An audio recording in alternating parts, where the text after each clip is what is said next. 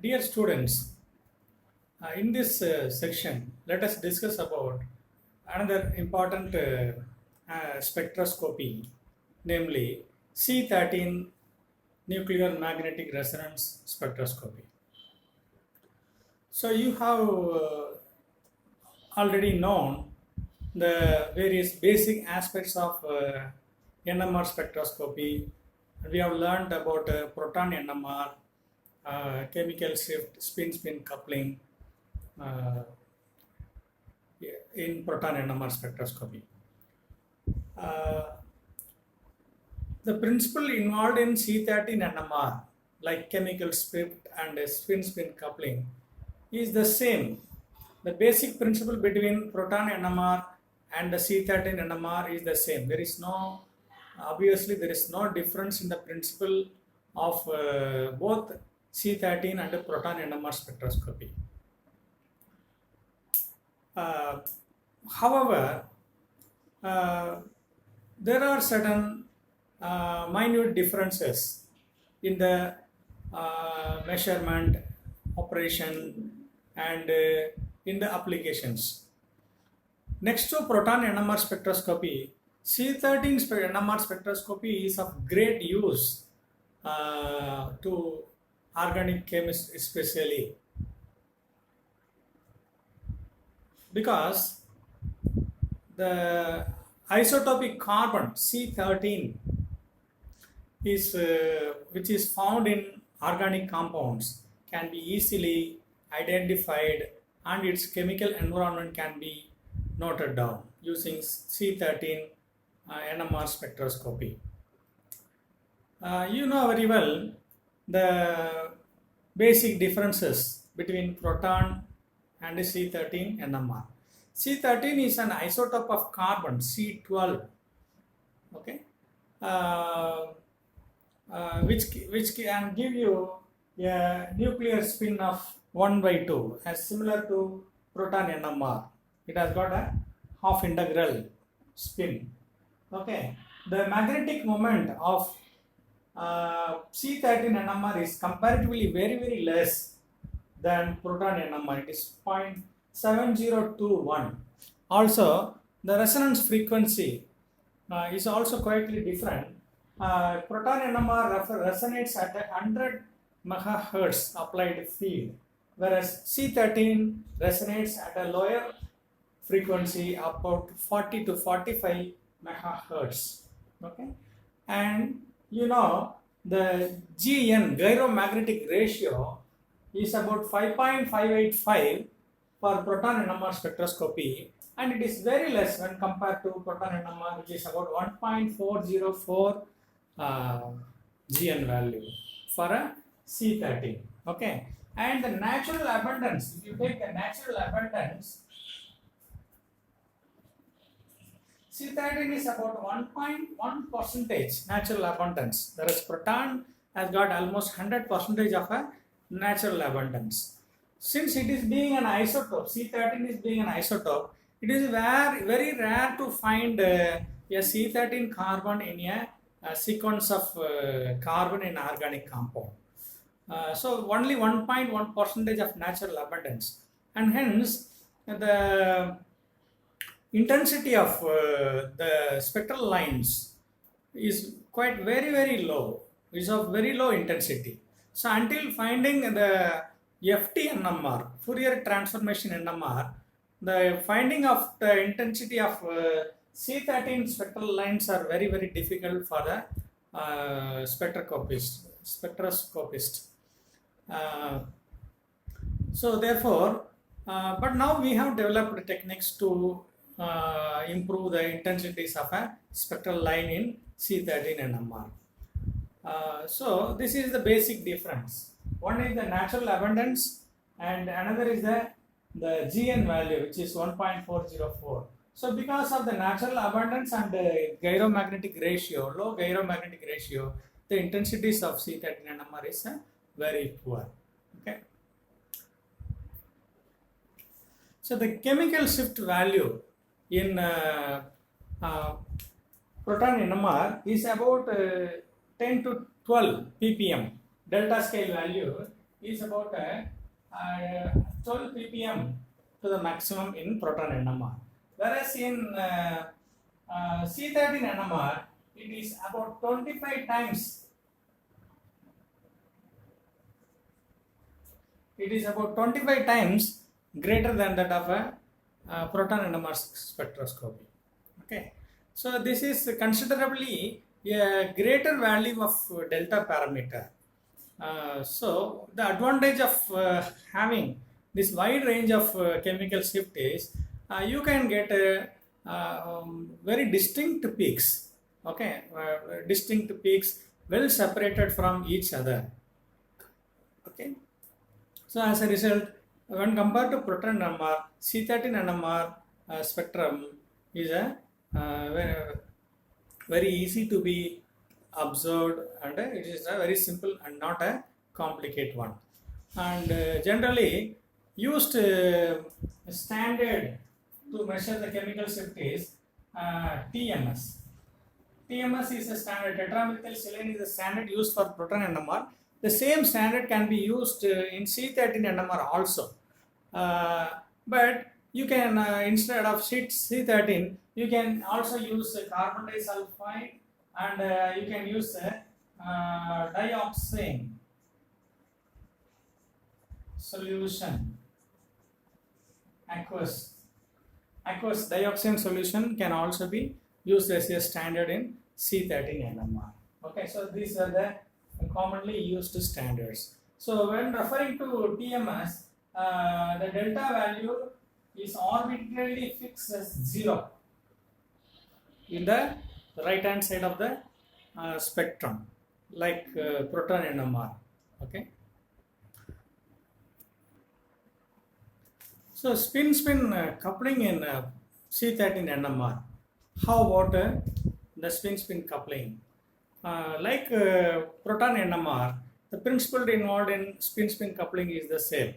So in proton NMR, the proton magnetically active nuclei couples with the neighboring magnetically active proton. As a result, the neighboring proton splits the prior one, so that we get n plus 1 splittings. How about the C13 NMR? How about the spin coupling in C13 NMR? So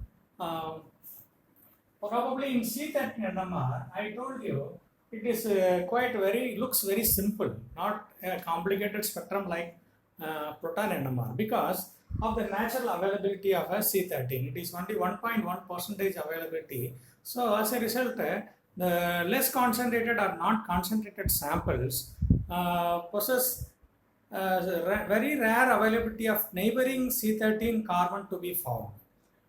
Therefore, the spin coupling is very rarely seen. Doesn't mean that the spin coupling between C13 carbon and the neighboring C13 carbon never take place. It certainly takes place.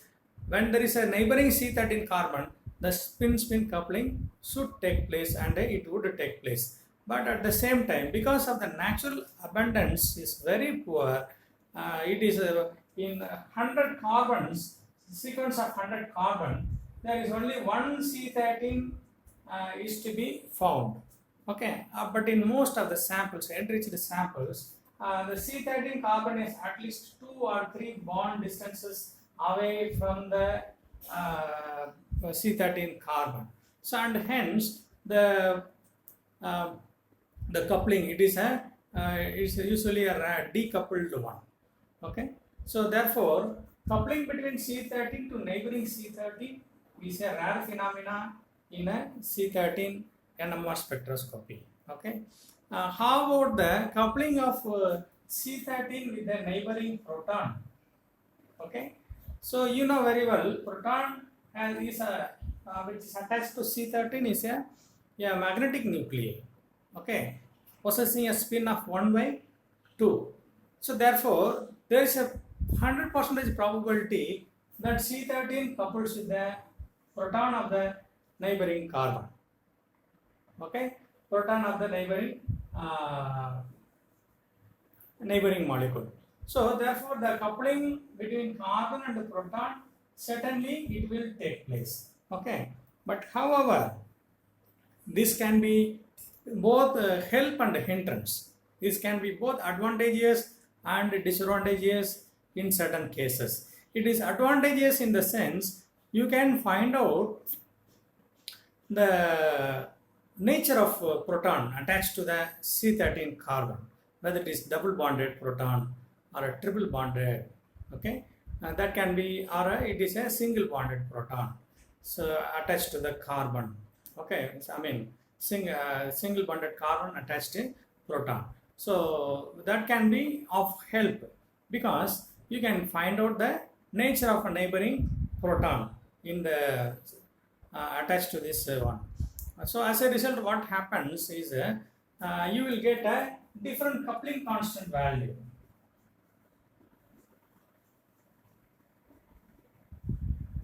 Values. Okay. So then, for example, JCH coupling constant value is about 125 hertz. Okay, for a C double bond C proton. Okay, and it is about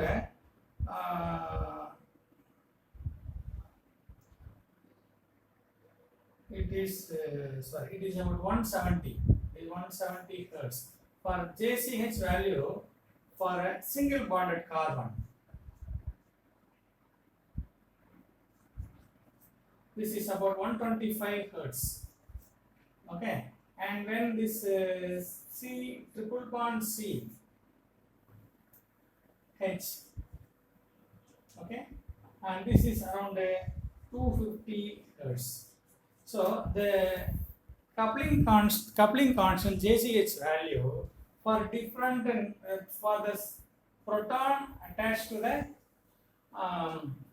carbon, whether it is alkene, alkane or alkyne, okay, is different. Okay, so as a result of this coupling constant value, this value is quite enormously a large value. So it is very easy for you to say whether the proton attached is from alkene or alkane or a alkyne. Okay, so this is of great use for you, okay, in identifying the nature of neighboring proton. Okay, but how it will be a hindrance, how it will be a disadvantage or a limitation, because the neighboring proton, because the possibility of the occupying neighboring proton is very high. Okay, so each C13 has got the possibility of attaching to a neighboring proton. Okay, as a result of this, the spectrum looks complicated. Spectrum looks more splittings. Okay, say for example, the CH2 will have CH2 carbon will exhibit a triplet. CH will exhibit a doublet. CH3 will exhibit a quadrat. Okay, so this carbon with the two protons give you n+1 triplet, and this C13 carbon with one proton give you a doublet, and this carbon with the three neighboring proton give you a quadrat.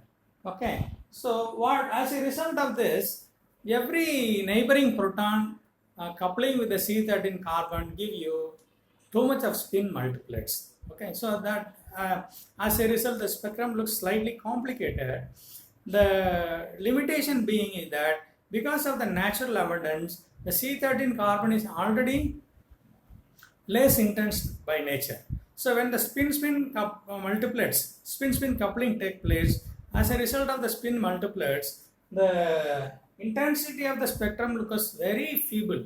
Intensity becomes very low. So as a result, we will not be able to identify the peaks very clearly. Okay, I hope you understand what I mean to say. Okay, the presence of proton is advantageous because of larger J coupling value, you can able to say the nature of a proton attached to the carbon. Okay, and the disadvantage is because of poor intensity, because the spin multipliers is at the expense of the the parent peak. Okay, the spin multipliers is at the expense of the parent peak. So when the spin multiplication takes place, the intensity of the peaks gets reduced. As the C13 is already a less intense one, okay, intensity becomes more feeble and very difficult to be observed. Okay, so that is the disadvantage with the due to the presence of neighboring proton in C13 NMR. Then now how to overcome, how to avoid the coupling of the neighboring proton with the C13 proton, because we want to know only the availability of C13 proton and not the neighboring proton, because we have techniques to detect the protons. We have techniques to know the through proton NMR spectroscopy these informations can be arrived. So since we wanted to know only the C13 carbon and its chemical environment, okay, so the proton can be decoupled. Okay, decoupling of the proton will be helpful to increase the intensity of the C13 spectral lines. Okay, then how to decouple the proton? So the decoupling of the proton can be done by noise decoupling. One method is called noise decoupling, and another method is called the double resonance.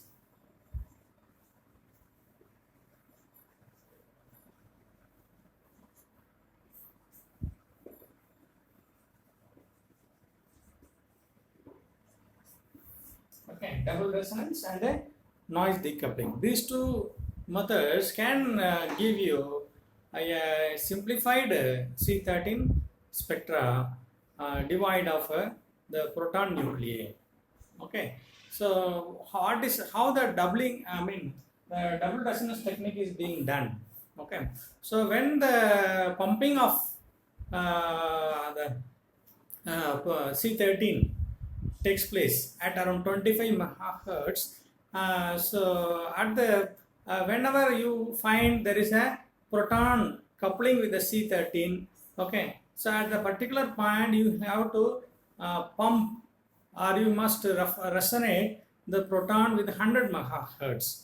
Okay, so resonating at the particular chemical shift positions of the proton, then with 100 megahertz frequency will decouple the C13 from H1. So this gets decoupled at 100 megahertz. So at applied frequency of 100 megahertz, at the particular chemical shift position will decouple this, so that you will get only the C13 to be recorded. Okay, so this method is called a double resonance technique. Okay, so in the noise decoupling method, it's quite a very important method. So you know, this is by depopulating the energy levels. Okay, you know, resonance occurs between ground state and excited state of a particular nuclei. Okay, so by supplying radiation of appropriate frequency to the ground state molecule, it goes to the excited state. So that the ratio between ground and excited state nuclei of the particular neighboring proton changes. As a result, due to the delay in the spin relaxation, the particular proton cannot give you the coupling. The coupling will be destabilized. Okay, so as a result of that, the emission or a resonance from the proton is eliminated, totally eliminated. So this method is called a noise decoupling method.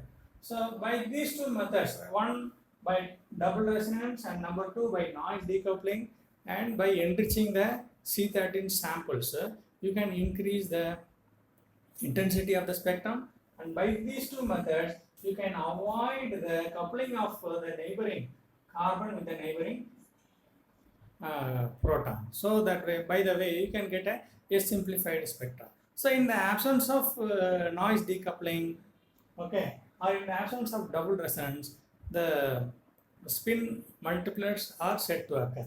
So if you take the spectrum of acetic acid, okay, so is this carbon, okay, this is a C13 carbon, and this is a acidified condition, it is a decoupled proton. So this will give you, this carbon will give you a quadrat. This gives you a quadrat structure, okay, because of the interaction of the neighboring proton. Okay, suppose you decouple, if you decouple the neighboring proton, you get only one single peak for the particular acetic acid. Okay, similarly, let me take one more example, epic acetate as a sample, and to know how the chemical shift varies from carbon to another carbon. Okay.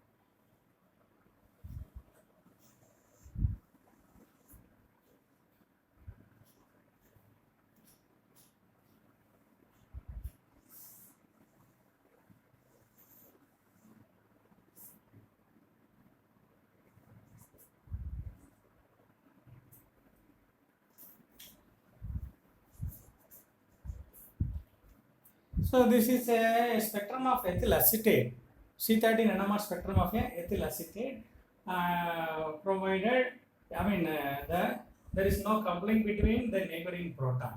It is a nice decoupled or spectrum. Okay, so where TMS is placed at a 0, arbitrarily fixed at a 0 of a delta. Okay, and so you can see the C4 appears first, and then C1, then C3 carbon. This is a C4 carbon, this is a C3 carbon, C1 carbon, and then C2 carbon. So C2 carbon appears around at a very high field. Okay, so the reason being the C2, you can find the C2 is attached to a electronegative carbon. It is at electronegative oxygen. Okay, so as a result, this C2 is highly de-shielded. C2 is highly de-shielded. So and hence it appears at around 180 high field. Okay, and then when compared to the other C3CH2, this carbon is attached to electronegative oxygen, and hence you will find that the C3 carbon appears around 90 or 80, okay, next to C2, okay, and then comparing these two, okay, C1 appears next. This is said to be de-shielded because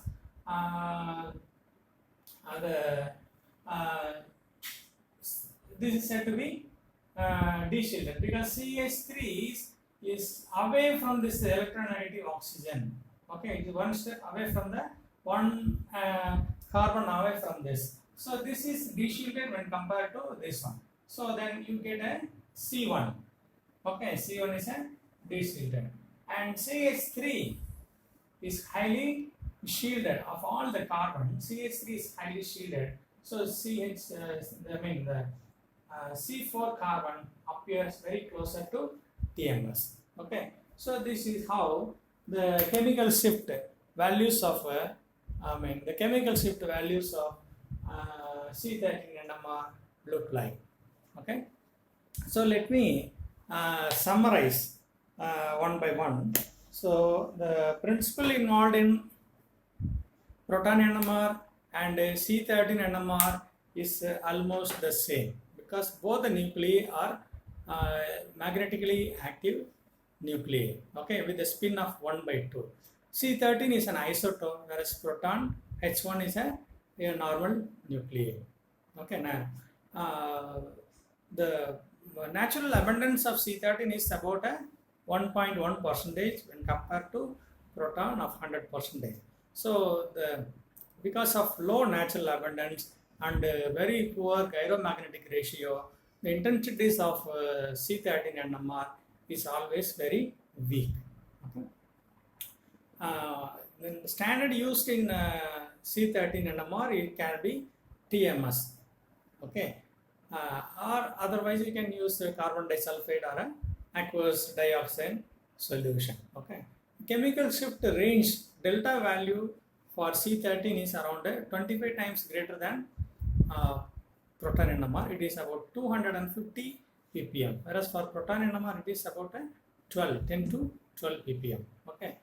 So this wide range of chemical shift scale give you a distinct peak. Okay. A very simple spectrum can be obtained. Okay. The other important parameter is the spin-spin coupling in C13 NMR. Okay. The spin-spin coupling between one C13 and another C13 is found to be very rare because of poor availability, low natural abundance. Okay. The availability of two C13 carbon adjacent at the adjacent position is very rare. Okay, with 1.1 percentage abundance, it can be sometimes 2 to 3 bonds away and gets a decoupled. Okay, but doesn't mean that the coupling between C13 carbon and another C13 carbon never take place. It certainly take place. If there is a neighboring C13 carbon, spin splitting will take place. Okay. How about the proton H1 with the coupling with the H1 with the C13? Coupling with C13 and H1 is certainly to take place. Okay, so because of coupling between C13 and proton, it is advantageous to state the nature of proton attached. That is, it is from alkane or alkene or alkyne, because three different hydrocarbons give you different J coupling value. With that, we can very easily identify. That is the advantage with the neighboring proton. But it is disadvantageous because it spreads out the intensity. When the spin multiplication takes place, the intensity of the parent line, the intensity of the spectrum gets damaged. Okay, so this can be overcome by Fourier transformation, or this can be overcome by double resonance, and this can be overcome by noise decoupling of the spectrum. Okay, chemical shifting, assigning the peaks is as similar to proton NMR. So finding the de-shielded, highly de-shielded will appear at the higher value.